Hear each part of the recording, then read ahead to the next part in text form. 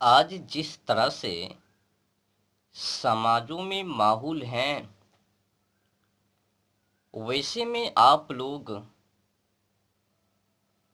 ब्रह्मचारी जीवन यापन कैसे कर पाओगे? बहुत ही कठिन है। आज की समय में ब्रह्मचारी जीवन यापन करना बहुत कठिन है। पूछो कैसे? तो आइए बताते हैं। आज की समय में विकृति से बचना असंभव है। आप जहां भी जाओगे, जिधर भी जाओगे, जहां पर भी ठहरोगे, वहीं पर पाओगे वेश्यावृत्ति, बेविचार, अत्याचार, बलात्कार, रेप इत्यादि इत्यादि विकृति। कैसे बचोगे? अगर आप मोबाइल का इस्तेमाल कर रहे हो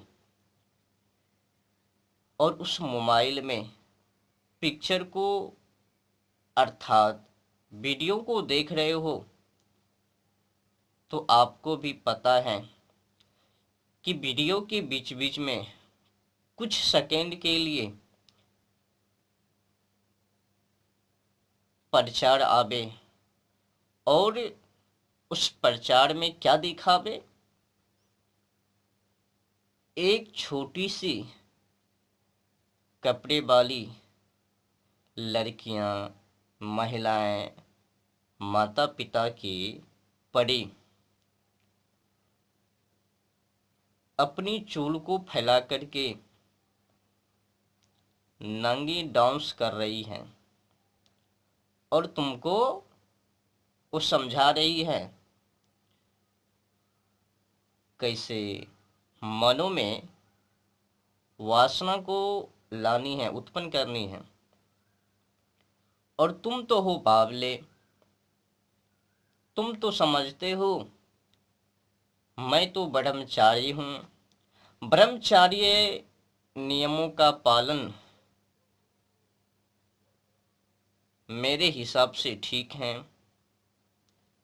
उचित है, अनुचित नहीं है।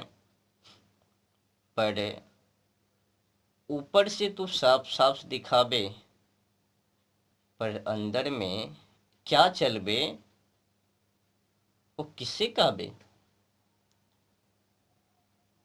अगर तुम ब्रह्मचार्य को परिभाषित करने के लिए चाहोगे तो किससे करोगे?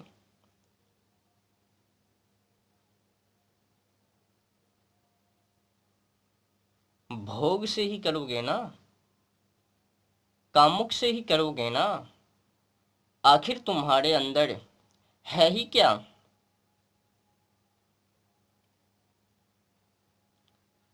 तुमने क्या त्याग किया? अगर तुम टीवी को खोलोगे तो उसमें भी पाओगे बेश्या, और जिस समाज में तुम रह रहे हो, समाज में भी बेविचार, अत्याचार, बलात्कार इत्यादि इत्यादि की जानकारी आपके पास पहुंच जावे। और हाँ, विशेष जो सूचना है,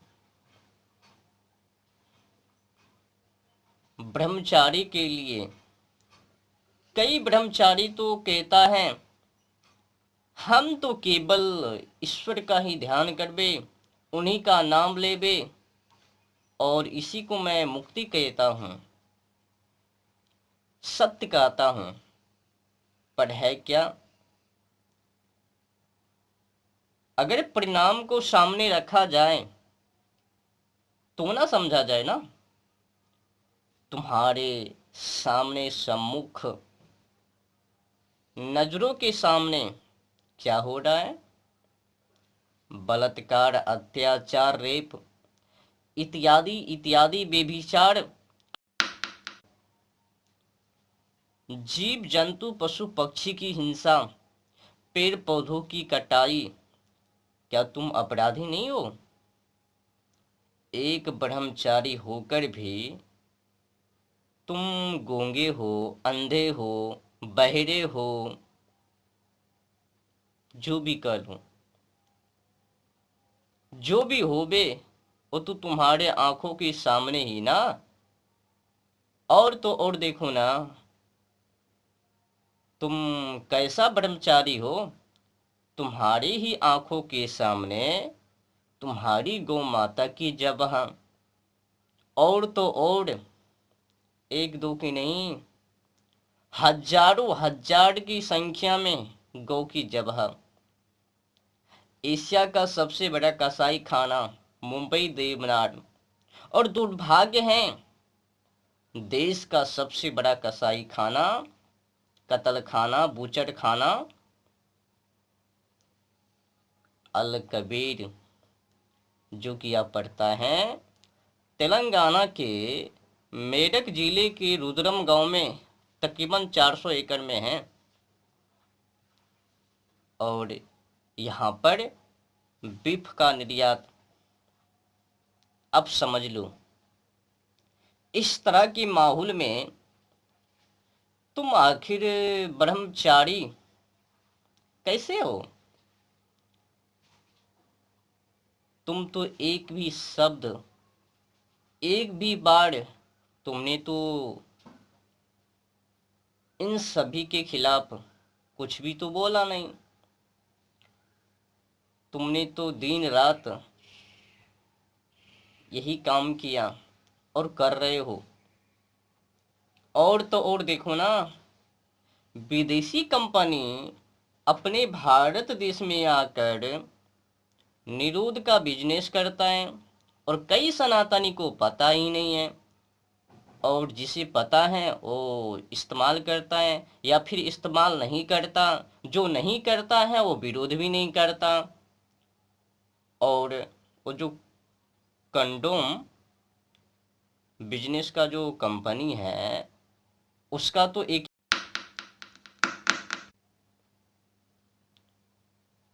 मकसद है। निरोध कंपनी जो है उनका तो एक ही मकसद है कि अपनी संस्कृति का प्रचंड लहराना और भारतीय संस्कृति को नीचे दबाना। और ऐसा तो हो भी लिया। देख लो, आज अपनी माँ बहन छोटी छोटी कपड़े में हो लिया, और अपनी संस्कृति का मान सम्मान प्रतिष्ठा कुछ भी नहीं। आज किसी को शर्म है, लज्जा है, देख लो, छोटी छोटी कपड़ों में आ गई है और अपनी संस्कृति को भूल गई है और विदेशी संस्कृति का ग्रहण कर लिया। ताल्लुक आज तुम माँ बहनों को विदेशी कल्चर से हैं, अपनी भारतीय संस्कृति से नहीं। जिस सोच से, मकसद से विदेशी कंपनी ने निरोध का व्यापार अपने देश में किया, वो सफल। प्रचार देखो ना, किस तरह से प्रचार किया उसने। पति पत्नी में कुछ भी करो, पति पत्नी में कुछ भी करो, औरों के साथ कुछ भी करो, पर हाँ, कंडोम का इस्तेमाल जरूर करो। वो कंपनी कभी ये नहीं सिखाया कि पति पत्नी में कुछ भी करो, सदाचारी से, संयम से, धैर्य से, साहस से, पराक्रमी से, क्रांति से अपनी जीवन को यापन जरूर करो। उसने ये सिखाया कि पति पत्नी में कुछ भी करो, पर निरोध का इस्तेमाल जरूर करो। मतलब बुद्धि को भ्रष्ट करने के लिए, आत्म संयम से नीचे गिराने के लिए, सदाचारी मानव में ना हो पावे, तो उसने क्या किया? गलत बात सिखा दिया। और उसमें आज तो देखो ना, कई युवा पीढ़ी नवयुवती फंस गई है।